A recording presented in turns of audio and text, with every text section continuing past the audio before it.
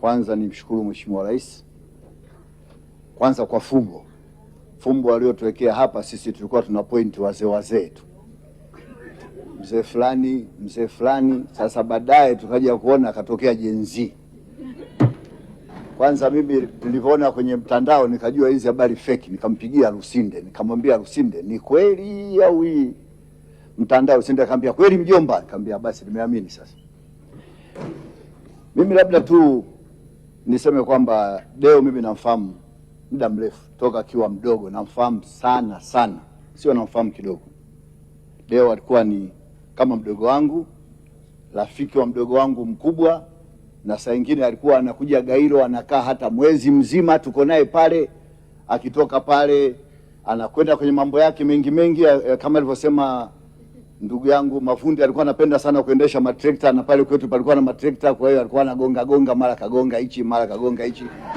Kwa hiyo akiwa mdogo namfahamu muda mrefu, na hata wakati anakwenda kugombea ubunge ndio tulikuwa washauri wake.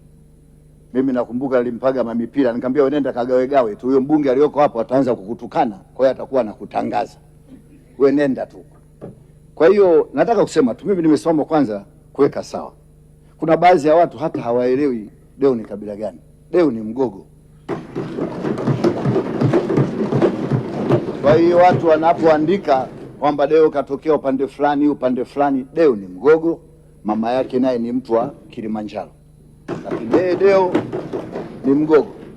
Na namfahamu Deo kuanzia kwa babu yake mzee Ndejembi alikuwa mwenyekiti wa CCM wa mkoa wa Dodoma, lakini sio mwenyekiti wa CCM wa mkoa wa Dodoma, alikuwa mwenyekiti wa wenye viti wote wa mikoa Tanzania bara. Alikuwa mwenyekiti wa wenye viti wote wa mikoa wa Tanzania bara. Cheo hiki ni kizuri sana, lakini nataka niseme tu na wengine ambayo mko huko mbele, lazima mheshimu mtu aliyoshika mpini. Aliyoshika mpini kashika mpini, huwezi ukashindana na mtu aliyoshika mpini. Ndugu zangu, tunawatakia mambo mazuri wote huko. Wewe ndugu yetu ambaye umeteuliwa kuwa makamu wa rais, tunajua kwamba uende ukamsaidia mama vizuri, mama afanye kazi bila pressure, na mlioko nao nafasi za urais bado, subirini kwanza ili mama afanye kazi kwa nafasi. Hayo ndio ukweli.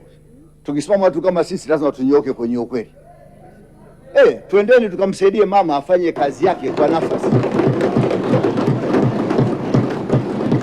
Asifanye kazi huku anasikia la huyu, huku anasikia la yule, huku majungu haya, na sisi wabunge kupigana shoti kama alivyosema Msukuma. Tuache, tusiwachanganye hawa watu. Mheshimiwa, leo ukawe kiunganishi kikubwa kati ya wananchi na serikali kwa kumsaidia mama. Hiyo utakumbukwa na kila mtu.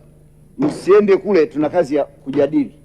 Maki hapa kuna kipindi watu wanakaa hata bungeni hapa, sisi labda nyinyi mawaziri na Mheshimiwa Spika huna taarifa, lakini tukikaaga kule tunajadili habari ya urais. Fulani atakuwa. Ndio maana hata mimi wakati ule nikasema na mimi nimo, msiniache, kwa sababu nikaona kama urais ndio kila mtu anautaka, hata mimi nipo na naibu wangu hapa. Lakini sasa basi bwana, nimeshakwisha.